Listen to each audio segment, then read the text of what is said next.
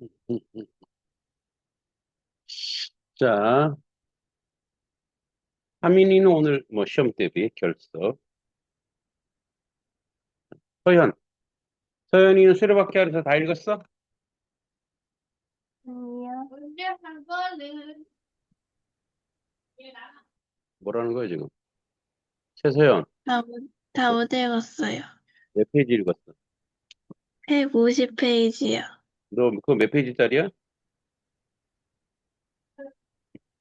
270이요. 그러면 문장 쓰기 했어? 네, 몇 문장? 15문장이요.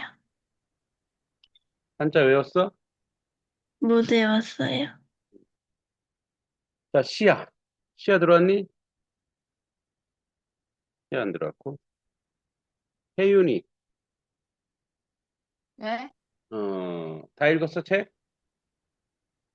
오늘 왔어요. 몇 페이지 읽었어? 아직 못 읽었어요. 책이 아직 없어? 네. 어떻게 된 거예요, 지금?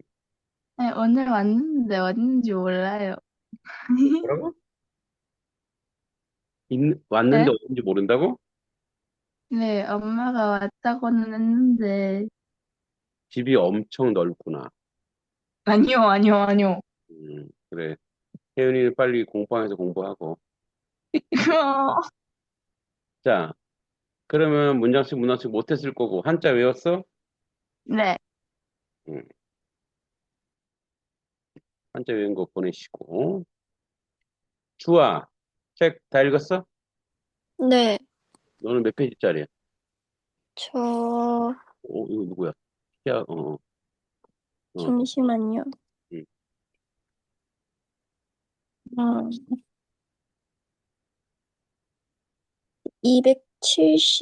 278페이지. 어. 자, 그러면 주아는 문장 쓰기, 문단 쓰기 했어? 네, 몇 문장? 저 50문장 썼어요. 보내시고요. 자, 한자 외웠어? 네, 한자 쓴 것도 외우시고. 자, 그럼 시야가 들어왔네, 시야? 시야 책 다 읽었어?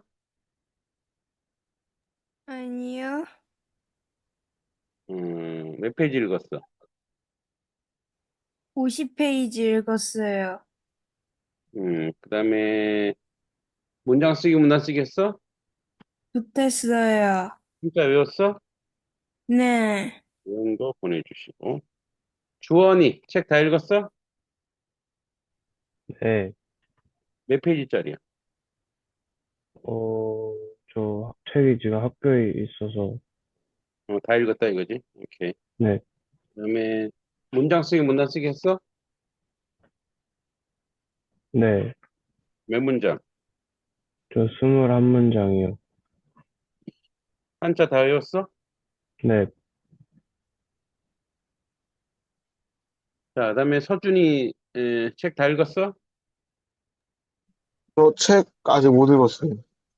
책 아직 안 왔어? 아니, 왔는데 아직 못 읽었어요. 음. 한자 다 읽었어? 아, 진짜 못 읽었어요. 자, 담비는 안 들어왔고. 담비 안 들어왔지? 한국 문화고. 오케이. 자, 그러면 우공이산 지난번에 했으니까 보시고. 자, 이제 우리 이걸 해보겠습니다. 어, 한민이 서연이 현존하는 가장 오래된 향가는 무엇입니까? 하동이요? 예, 서동요. 시야, 한국 유사를 지은 인물은 누구입니까?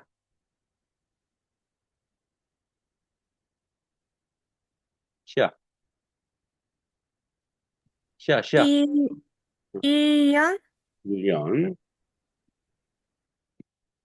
자, 혜윤이 고려 소교 가운데 사랑하는 인과 이별하는 노래의 대표 작품은? 정과정곡. 동- 자, 동파정곡은요. 네.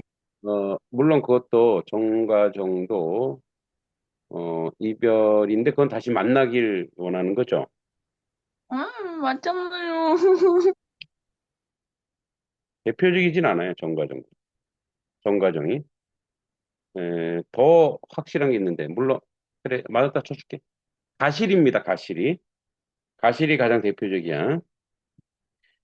자, 그 다음에, 혜연이 공부 잘하는데? 공부방와. 그 다음에, 주와 청산별곡에 속하는 장르 이름은 보러 가요? 고려가요. 주원이 관동별곡을 지은 조선 중기의 문인은 누굽니까? 정철. 그렇죠. 서준이 훈민정음 창제 과정과 그 뜻을 기록한 책은? 모르겠어요. 이거 쉬운데. 자, 서연이 훈민정음 창제 과정과 그 뜻을 기록한 책은? 훈민정음 해례본. 네, 훈민정음 회로본. 시야 조선 정기 가사 문학의 대표 작품은 양반 부인의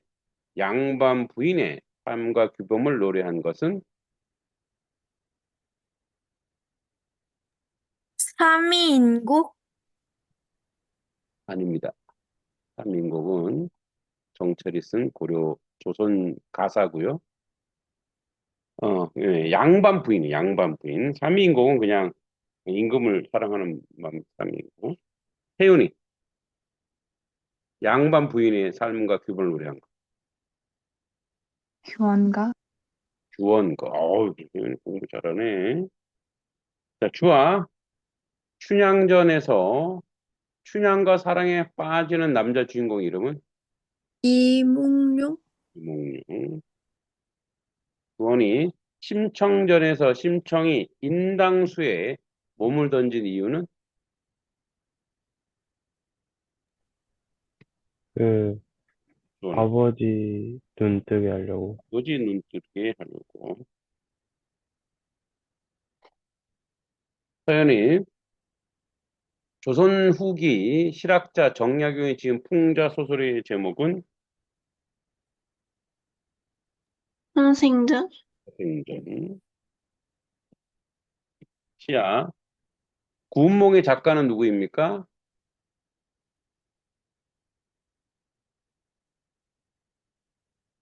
김만중?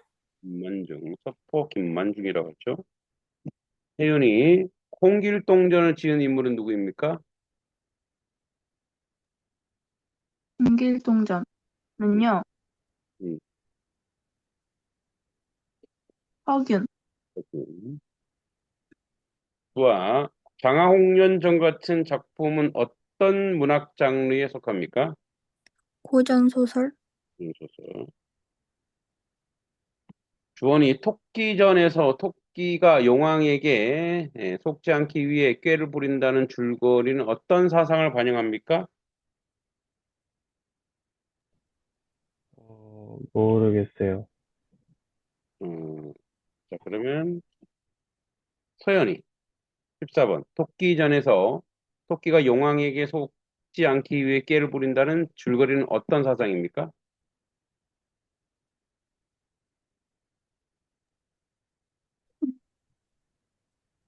이에 응? 지혜. 그죠? 지혜와 재치. 지혜로 권력을 이기는 거야. 그러니까 뭐야? 서민이 더 지혜롭다는 얘기니. 자, 시야. 가전체 문학에서 가는 거짓 가짜 이야기 전자입니다. 가전체 문학에서 인격화된 사물이 등장한 이유는 무엇일까요? 시야.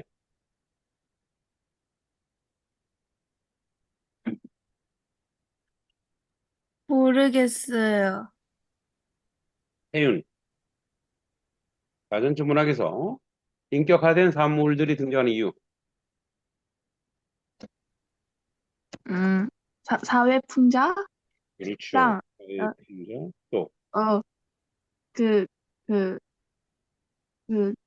교훈 전달? 을 전달하려고. 자, 주와 향가의 형식 중 가장 긴 19제 향가의 대표작은 찬기파랑가? 기파랑가. 기파랑을 찬양합니다. 이런 뜻이에요. 주원이 이규보가 지은 영웅서사로 고구려 시조 주몽의 건국을 노래한 작품은 승명왕편. 유명한 편. 자, 이제 18, 19, 20은 서바이벌입니다. 자, 연습 한번 해볼까요? 내 귀에 딱 들려야 돼. 하나, 둘, 셋. 서준, 에이, 좋아. 서준 빨랐어. 자, 그럼 이제 자, 18번 아는 사람. 주아. 서준, 가 뭐야? 저요? 응, 관심가? 관심가. 네. 그 이제 빼고 19번 아는 사람. 저요. 서현. 서현 뭐야? 정찰. 자, 자, 서현이도 빼고 20번 아는 사람.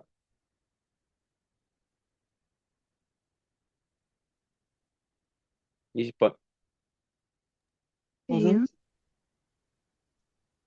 어, 서, 서준이 크게 들었어. 서준이가 틀리면 혜윤이한테 넘어갈게. 서준이 뭐야?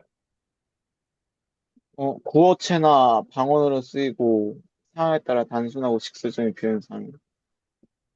완전 틀린 건데. 가사문학과 시조가 다른 점. 방언 이런 거 안 쓰죠, 시조도.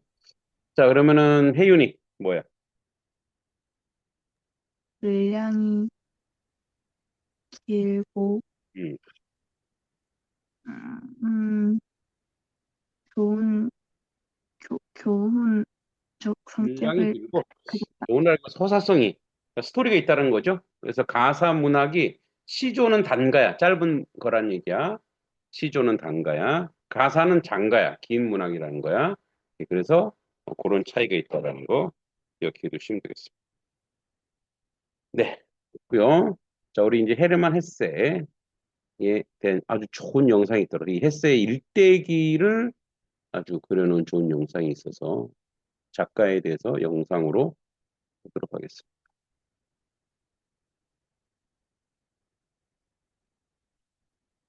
영상 보고 텍스트로 또 보도록 하겠습니다. 되게 좋아요.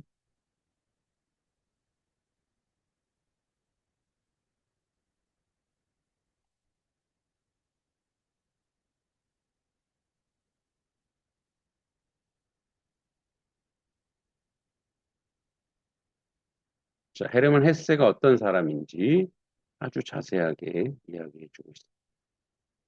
자, 잘 들어보세요. 알려드린 작가 에디션. 오늘의 주인공은 드디어 헤르만 헤세인데요. 여러분은 헤세 하면 뭐가 떠오르시나요? 아마도 대표작 데미안일 겁니다. 어른의 문턱에선 많은 청소년들에게 용기와 책임을 가르쳤던 이 책은 자타공인 헤세의 대표작이죠. 하지만 헤세에게는 데미안만큼이나 주옥 같은 책들이 많다는 사실 알고 계셨나요? 헤세는 평생 동안 자신의 내면을 탐구하며 그 과정을 책으로 담아낸 작가인데요. 사실 데미안은 그 내면 탐구의 과정 중간에 있는 책이라고 볼 수 있습니다. 데미안 이전에는 수레바퀴 아래서를 통해서, 이후에는 시타르타를 통해서 혼란스러운 삶을 방황하다 마침내 진리를 깨닫는 과정을 보여준 헤세. 사실 시타르타는 제게도 의미가 큰 작품인데요. 데미안이 제게 삶을 가르쳐준 책이라면 시타르타는 제 삶을 사랑하게 해준 책이거든요. 오늘은 이렇게 그의 대표작 3편을 통해 헤세의 영혼 깊숙이 들어가보는 시간을 가지려 합니다. 헤르만 헤세는 1877년 독일 남부에서 선교사의 아들로 태어났습니다. 아버지가 선교사이다 보니 가문의 전통을 잇기 위해 헤세도 수도원학교에 입학하는데요. 하지만 예술가를 꿈꿨던 헤세는 이 신학교의 빡빡한 규칙을 견디지 못해서 매우 힘들어했다고 해요. 그래서 무단이탈을 하기도 하고 휴학과 복학을 반복하다 마침내 시인 외에는 아무것도 되지 않겠다라는 선언과 함께 수도원에서 도망쳐 나옵니다. 아버지와의 관계가 어땠을지 짐작이 되시죠? 헤세는 아버지의 기대에 큰 부담감을 느꼈고 급기야 우울증에 걸려 자살 기도까지 하게 되는데요. 이렇게 질풍노도의 청소년기를 보낸 헤르만 헤세. 그의 청소년기와 너무 닮아 있어서 자서전이라고 불리는 소설이 있습니다. 바로 수레바퀴 아래서입니다. 이 소설 속 주인공인 소년 한스는 헤세처럼 집안의 기대를 한몸에 받으며 신학교에 입학합니다. 하지만 커다란 수레바퀴 같은 신학교의 전통과 권위에 억눌려 점점 행복을 잃어가는데요. 물론 마음이 통하는 친구 몽상과 하일러를 만나기도 합니다. 한스와 하일러는 시와 문학에 대해 이야기를 나누고 함께 풀 위에 누워 공상을 하는 등 영혼의 단짝이었죠. 게다가 둘은 학교 지하실에서 첫 키스를 나누기도 하는데요. 이는 엄격한 신학교 생활에서는 차마 꿈꾸지 못했던 자유롭고 생명력 넘치는 삶에 대한 한스의 갈망을 보여줍니다. 그런데 이렇게 한스의 숨통을 트여줬던 친구 하일러가 강제 퇴학을 당하게 되면서 거대한 수레바퀴, 즉 외부 세계의 권위에 대한 한스의 반감은 점점 커져갑니다. 결국 한스는 신경쇠약에 걸려 학교에서 쫓겨나고 아무도 반기지 않는 고향으로 터덜터덜 돌아오죠. 어떤가요? 헬스의 실제 삶과 매우 닮아있죠. 물론 이 소설은 한스의 죽음이라는 비극으로 끝이 나지만 실제 헬스의 인생은 조금 달랐습니다. 이렇게 고통스러웠던 방황을 겪어내며 쓴 작품들이 좋은 반응을 얻으면서 작가로서 성공 가도를 달리기 시작한 건데요. 이렇게 쭉 평탄할 것만 같았던 그의 인생은 1차 세계대전을 만나며 또 다른 위기에 직면하게 됩니다. 독일이 세계대전을 일으키자 평화주의자였던 헤세는 이를 비판하면서 반전 사상을 담은 경고문을 언론에 발표하기 시작합니다. 독일에서 태어나 독일어로 글을 쓰는 헤세가 반전 행보를 보이자 독일의 극우파는 그를 매국노라고 매도하는데요. 급기야는 책의 출판까지도 제한당하게 됩니다. 여기에 한평생 갈등했던 아버지의 죽음과 아내와 아들의 투병 등 개인적인 삶에도 큰 위기가 찾아옵니다. 결국 다시 한번 신경쇠약이 재발한 헤세는 심리학자 칼 융의 제자였던 랑 박사에게 정신분석 치료를 받게 됩니다. 이를 통해 헤세는 누군가의 도움을 받아 정신적인 위기를 벗어나는 경험을 하죠. 이 시기에 썼던 소설이 바로 데미안입니다.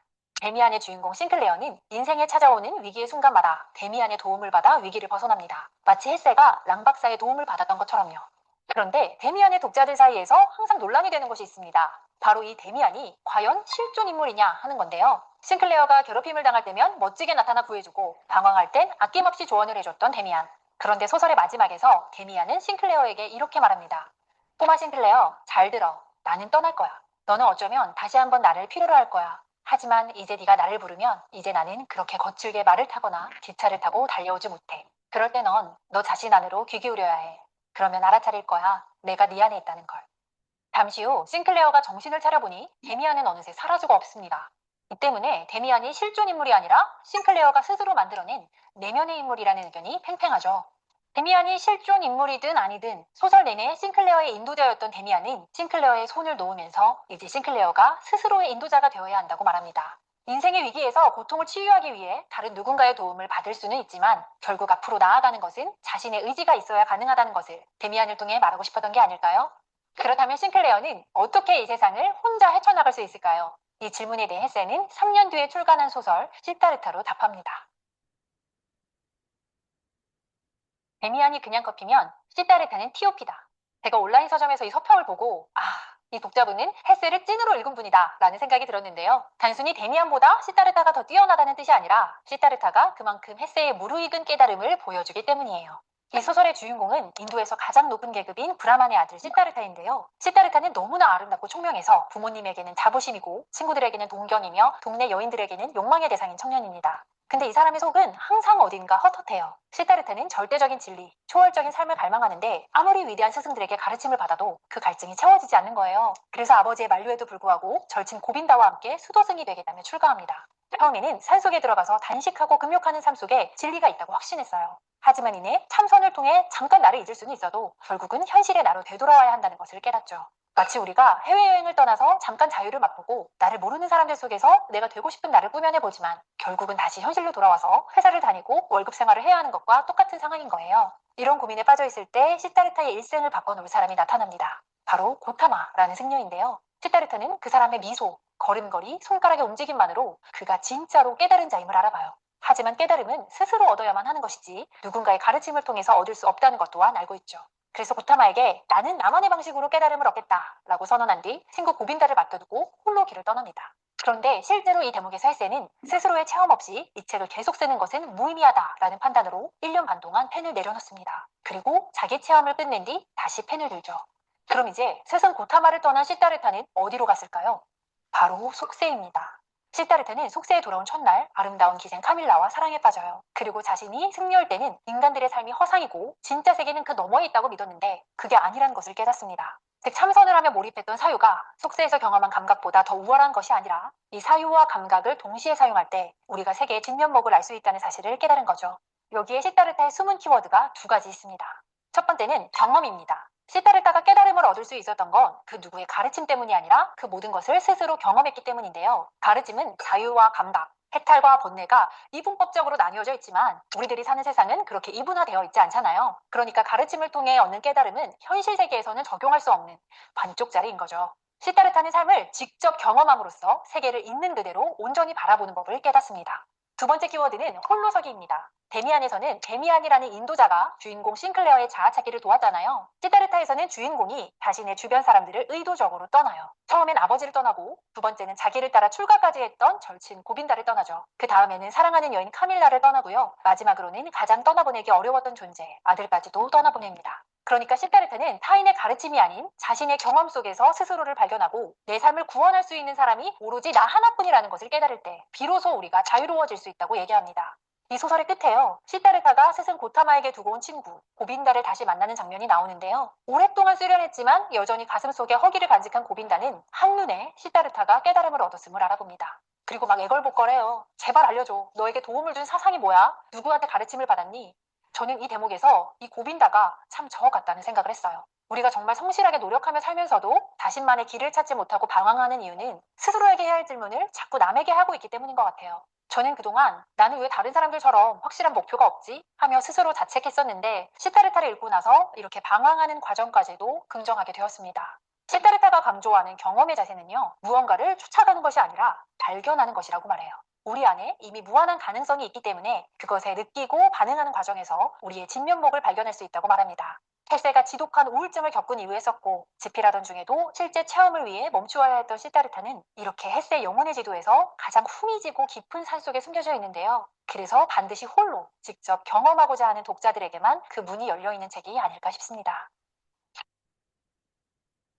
외부 세계의 권위와 싸웠던 초기작 수레바퀴 아래서 인도자의 도움을 통해 자신의 내면으로 회귀한 데미안. 마지막으로 진정한 깨달음을 위해서는 무소의 뿔처럼 혼자서 가라고 말하는 시타르타까지. 헬세의 다사다난한 내면 여행을 따라오신 소감 어땠나요? 이미 당신은 완전함으로 스스로를 경험하고 발견하라. 이 헬세의 목소리와 함께 여러분들도 더욱더 스스로를 사랑하는 시간이 되시기를 바랍니다. 지금까지 민음사가 알려드린 헤르만 헬세 편이었습니다. 네, 아주 훌륭한 헬스에 대한 정리였습니다. 우리가 잘 안 들은 사람도 있을 것 같고, 그래서 텍스트로 헤르만 헤세에 대해서 한번 보도록 하겠습니다.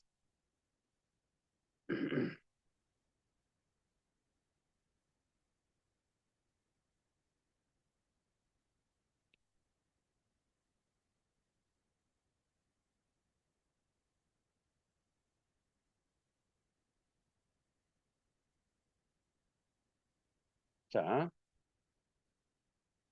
헤르만 헤세.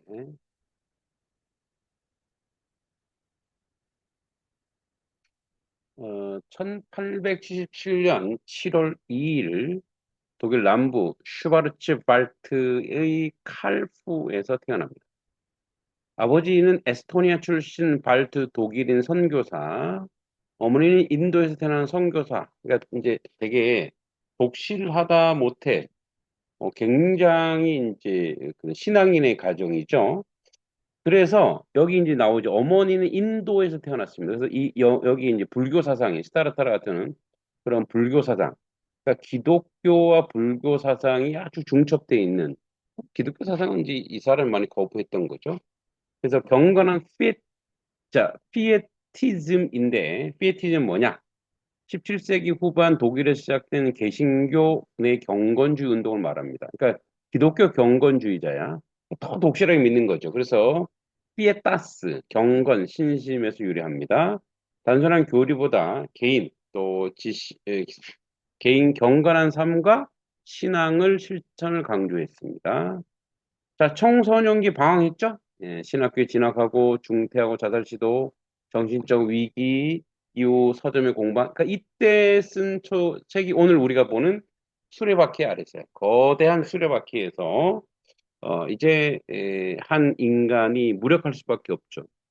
여러분들도 그렇지 않아요? 거대한 수레바퀴, 즉 시스템 안에 살고 있죠. 여러분들 학교라는 시스템, 그죠?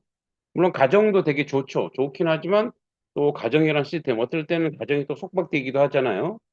그런 시스템 속에서 여러분들이 살아가니까 이게 수레바퀴야, 수레바퀴. 예. 근데 이게 약간 불교적인 것도 있어요. 이 윤회의 수레바퀴이죠.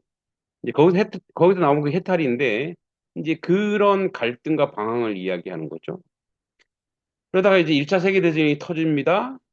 독일의 군국주의 히틀러 때 전쟁을 비판하며 평화주의를 강하게 주장했어요. 그 때문에 보수 언론의 비난을 받고 동시에 국제적 명성을 얻습니다. 네. 그래서 이때 이제 뭐랄까요?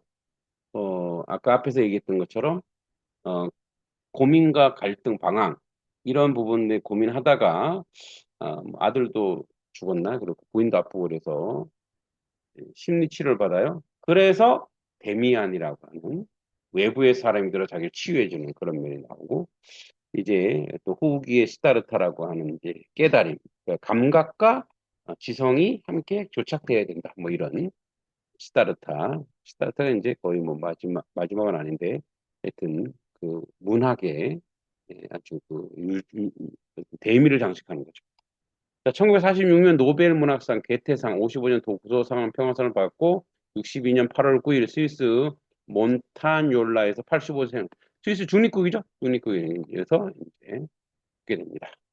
데미안 여러분 잘 아시죠? 시다르타 그다음에 황야의 늑대 유리알 유이 자 유리알 유이는 이제 다스 글라스페어른 슈필인데 지적 영적 노력을 통해 인류 문명의 학문적 이상을 결합을 그린 대작입니다. 자, 동서양을 융합하는 그런 사상을 이제 전달하게 되죠. 그래서 부모의 선교 활동과 자신의 인도 여행 경험으로 불교, 힌두교, 도교 사상을 작품에 깊이 스며 있고 칼 융은 바로 프로이트의 제자입니다. 칼 융의 심리학에 영향을 받아서 칼 융과의 교류를 통해 무의식, 자기 실현, 상징 세계가 그의 작품 전반에 나타납니다. 자, 평화주의자죠. 1차 세계대전 이후 그는 반전과 국제주의 주장하며 전쟁이 계속된다. 그래서 1차 세계대전이고 1930년대 If the war goes on. 그러니까 뭐냐면 전쟁이 계속될 거야. 그러니까 뭐 지금 전쟁에 비판하는 거죠. 그래서 이게 이제 이 당시에 독일의 반전주의 작가 중에 대표적인 사람이 사실은 헤세보다 레마르크라고 했어요. 레마르크의 서부전선 인상 없다, 뭐 개선문 이런 거 레마르크. 그래서 에세이에서 전쟁을 꾸준히 비판합니다. 자기 탐구의 문학이에요. 자기 탐구. 내면으로 깊이. 응? 예, 자기 탐구. 그 모든 작품은 인간이 진정한 자아를 발견하는 자기 주체성, 정체성으로 살아가는 뭐 의지하지 않고 의존하지 않는 인생이죠. 문화적 다리, 서구 독자들에게 동양 사상을 소개하며 동서양 정신문화 교류에 중요한 역할을 합니다. 세대와 시대를 초월하는 60년, 70년대 미국 히피 세대의 정신적 지침서를 일으켰고 지금도 청년들에게 영혼 성장 소설로 큰 영향을 미치고 있습니다. 자, 헤세는 내적 세계의 탐구자입니다. 동서양의 중재자, 평화주의적 인도자로 평가받습니다. 그의 작품은 인간이 자기 자신을 발견하고 세계를 조화롭게 살아가기 위한 영적 여정을 보여주고 있죠. 오늘까지도 치유와 철학적 울림을 준대. 근데 사실은 이게 성장 소설이잖아. 근데 이제 이 책을 읽고 애들이 반항을 해. 그래서 반성장주의도 나옵니다. 예. 요런 부분도 있다라는 거 기억해 주시면 됩니다. 자, 단답형 문제 볼까요? 헤르만 헤세 어디서 태어났습니까? 카르프. 헤세 출생연도 1877년. 헤세가 청소년 경험한 큰 위기, 신학교 중퇴와 자살 시도. 헤세의 부모는 어떤 배경? 선교사 가정이죠. 헤세가 1차 세계대전 때 보여준 입장은 평화주의 반전입니다. 헤세가 1946년에 수상한 상은 노벨 문학상. 데미안의 주인공 싱클레어입니다. 싱클레어. 데미안이 아닙니다. 데미안의 영향을 준 심리학자 칼융. 스타르타는 어떤 사상? 불교, 힌두교. 사실 힌두교에서 불교가 나왔죠. 황야의 늑대의 주인공 이름은 해리 할라워. 황야의 늑대가 다루는 핵심 주제 내적 분열과 현대 사회의 소외. 그죠? 황야의 늑대. 길거리에 내몰린 늑대죠. 유리알 유이에서 묘사하는 이상적인 활동은 뭐죠? 지적 영적 놀이. 그죠? 헤세의 작품은 전반에 스며드는 철학적 영향은 동양 사상, 융의 심리학. 헤세가 에세이로 전쟁을 비판한 글 제목은 전쟁은 계속된다. If war goes on이죠. 네. 헤세는 어느 나라에서 생을 마감했죠? 스위스. 헤세에서 가장 중요한 키워드 자아 발견, 자기 실현. 헤세의 작품이 60년, 70년대 청년 세대에 준 영향은 정신적 지침서. 헤세가 주로 다룬 문학적 주제, 인간의 성장과 영적 여정. 헤세가 받은 주요상, 개태상. 헤세가 문학적 별명, 평가로 불리는 표현은 내적 세계 탐구자. 네, 꼭 알아두시고요. 자, 이 줄거리는 다음 시간에 하고, 오늘, 다음 주 과제.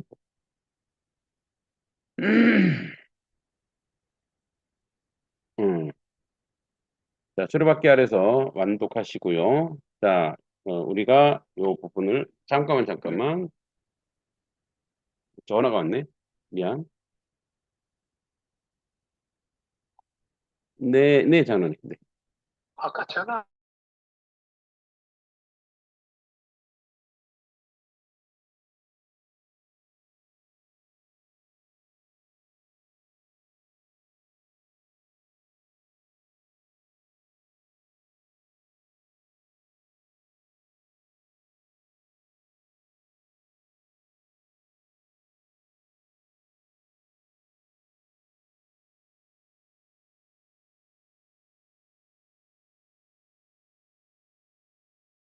어, 아까 했던 전화가 또 와갖고.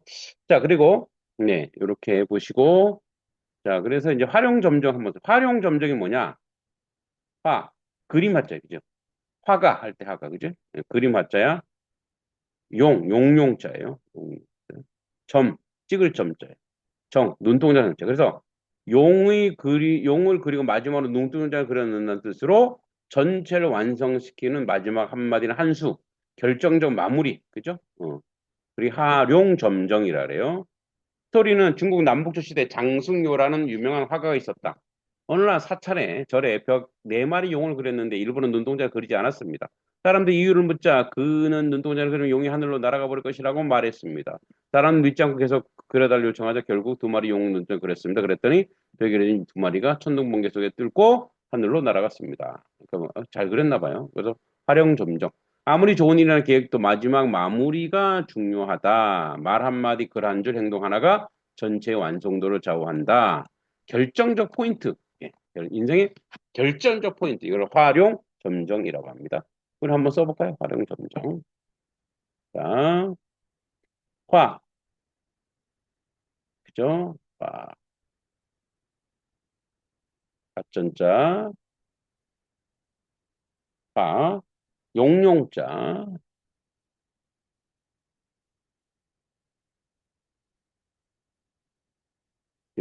점. 예, 찍을 점을 얘기하죠. 정. 눈동자 정자. 눈목자죠, 이게? 불 청자. 그래서 활용 점정. 활용 점정. 예, 다음 시간에 꼭 잘 써보시고 올려드리겠습니다. 네. 자, 내일 또 시험 보는 친구들 있죠? 시험 잘 보시고. 자, 오늘 여기까지 하겠습니다. 수고했습니다. 안녕.